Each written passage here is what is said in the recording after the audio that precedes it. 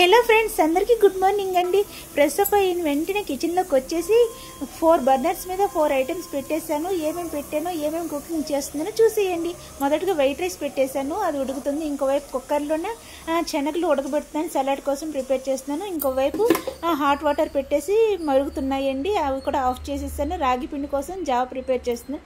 4 burners మీద 4 పెట్టేసిన తర్వాత రైస్ ఉడికిపోయిన తర్వాత వెజ్ ఫ్రైడ్ రైస్ ప్రిపేర్ చేసేసారండి. చాలా చాలా టేస్టీగా సింపుల్గా వచ్చింది, చాలా బాగుంది. అందులో క్యారెట్, క్యాప్సికమ్, ఆలు వేసి ప్రిపేర్ చేశాను. ఆ తర్వాత రాగిపిండి జావ కూడా ప్రిపేర్ చేసేసాను కదండి.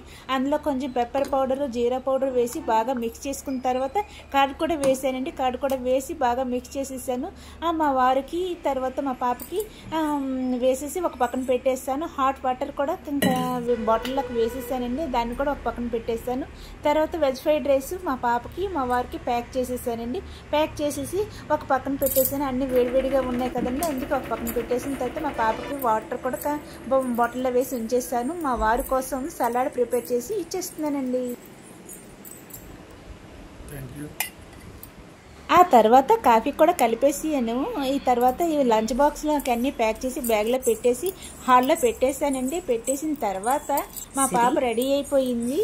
పాపకి రాగి జావ ఇచ్చేస్తున్నానండి. వీడియో నచ్చిందా? నచ్చితే లైక్ అండ్ సబ్స్క్రైబ్ చేసుకోండి ఫ్రెండ్స్.